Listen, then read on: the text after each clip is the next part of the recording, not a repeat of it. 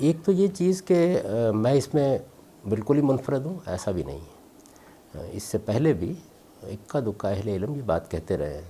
خود ہمارے ہاں علامہ اقبال نے بڑی وضاحت کے ساتھ اس کو بیان کی ہے، بلکہ بہت اذعان کے ساتھ اور اصرار کے ساتھ بیان کی ہے۔ مولانا عبید اللہ سندھی نے بیان کی ہے، اور بعض لوگ بھی بیان کرتے رہے ہیں۔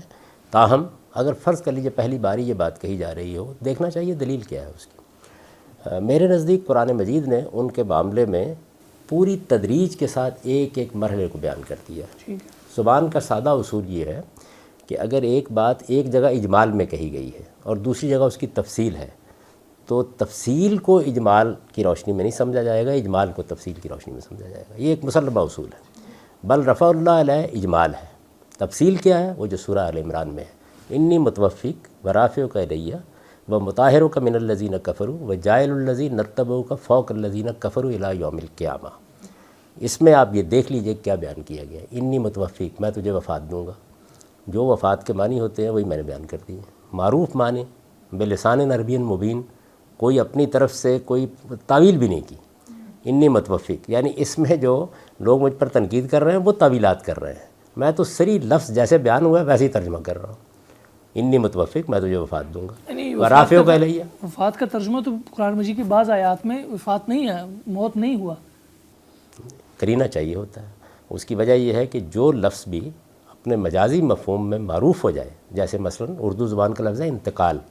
اب جب میں بولتا ہوں کہ میرے والد صاحب کا انتقال ہو گیا، تو اس میں انتقال ان کا لاہور سے ملتان ہو گیا ہے، اس کے لیے کرینہ چاہیے ہوتا ہے۔ تو جہاں کرینہ ہوگا وہاں ظاہر ہے کہ لفظ اپنے معنی سے ہٹ جائے گا، لیکن جب کرینہ نہیں ہوگا کوئی، کرینہ باہر سے نہیں آتا، اس کو کلام کے اندر سے ہونا چاہیے، تو وہاں اس کو صریح معنی میں لیا جائے گا۔ تو انی متوفق کا میں وہی ترجمہ کرتا ہوں کہ جو اگر آپ کے ذہن میں پہلے سے کوئی چیز موجود نہ ہو اور آپ اس آیت کو پڑھیں گے تو آپ بھی کریں گے، میں تجھے وفات دوں گا۔ ورافعک الیہ، جب وفات کے بعد کہا جائے کہ اٹھا لے جاؤں گا، تو ظاہر بات ہے کہ پھر وفات کے بعد ہی اٹھا لے جانے پر اس کا عمل کیا جائے گا۔ یہ میں نے واضح کر دیا کہ رافعک الیہ کے الفاظ بلندی درجات کے لیے استعمال نہیں ہو سکتے، پھر الہ کا صلہ نہیں آنا چاہیے تھا۔ جب یہ آ گیا ہے تو اٹھانا ہی ہے۔ یہ بالکل ایسے ہے، والد صاحب کی وفات ہو گئی، اب ان کو اٹھا لے گئے ہیں۔ کس کو اٹھا لے گئے ہیں؟ ظاہر ہے کہ میت اٹھا کے لے گئے ہیں، جنازہ اٹھا کے لے گئے ہیں۔ تو جب وفات کے بعد آپ یہ لفظ بولیں گے تو آپ سے آپ اس کی تخصیص ہو جائے گی۔ میں نے بھی اس معنی میں لیا ہے، مطہرک من الذین کفروا، نجات کے معنی میں ہے، یعنی ان منکروں سے تجھے نجات دوں گا، وجاعل الذین اتبعوک فوق الذین کفروا الی یوم القیامہ۔ یہ ان کی وفات کے بارے میں میرا نقطہ نظر ہے۔ کوئی ایک روایت بھی ایسی نہیں ہے کہ جو میرے اس نقطہ نظر کے خلاف ہو، تو اس لیے اس میں تو حدیث کا حوالہ دینا ہی نہیں چاہیے۔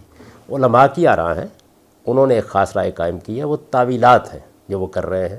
تو اصل میں تو جواب ان کو دینا چاہیے کہ تعویلات کیسے کر رہے ہیں وہ۔ یعنی میری تو بات بالکل سادہ، بہت سیدھی، جیسے قرآن نے بیان کیا میں نے سادگی سے اس کا ترجمہ کر دیا، میں اس کی کوئی تعویل کرنے کے لیے تیار نہیں ہوں۔ یہ پہلا آپ کا مقدمہ ہے۔ دوسری چیز یہ ہے کہ ان کے دوبارہ آنے کے بارے میں روایات ہیں، یقیناً ہے، میں نے وہ روایات بیان کر دی ہیں اپنی کتاب میں۔ اس کے بعد اس کے بارے میں کچھ سوالات اٹھائے ہیں۔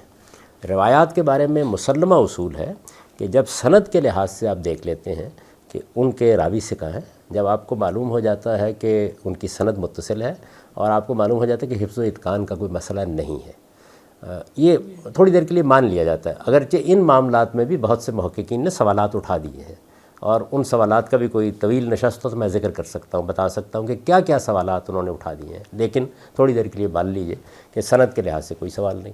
آگے پھر محدثینی کا قائم کردہ اصول، اور بالکل ٹھیک ہے کہ یہ دیکھا جائے گا کہ کسی روایت میں جو بات بیان ہوئی ہے کہ اب قرآن اس کو قبول کرتا ہے، تو میں نے قرآن کے حوالے سے کچھ سوالات اٹھائے ہیں، اور جو لفظ استعمال کیا ہے وہ میری کتاب میزان کو نکال کے وہ دیکھ لیں، وہ یہ ہے کہ جب میں قرآن مجید کی روشنی میں ان کو دیکھتا ہوں، وہ بتا دی ہیں میں نے چیزیں ساری کی ساری، اگر آپ کہیں گے تو میں اس کا اعادہ کر دوں گا، اور یہ کہا ہے کہ اس کے بعد میرے نزدیک یہ روایت محل نظر ہے۔ محل نظر کا مطلب کیا ہوتا ہے کہ قرآن کی روشنی میں جو بات سمجھ میں آ رہی ہے ان کے اوپر دوبارہ غور کرنا چاہیے۔ تو یہ علم کی دنیا میں لوگ جانتے ہیں کہ یہ سارے کام ہوتے رہتے ہیں، اس لیے اس میں کیا چیز ہے جو قابل اعتراض ہے؟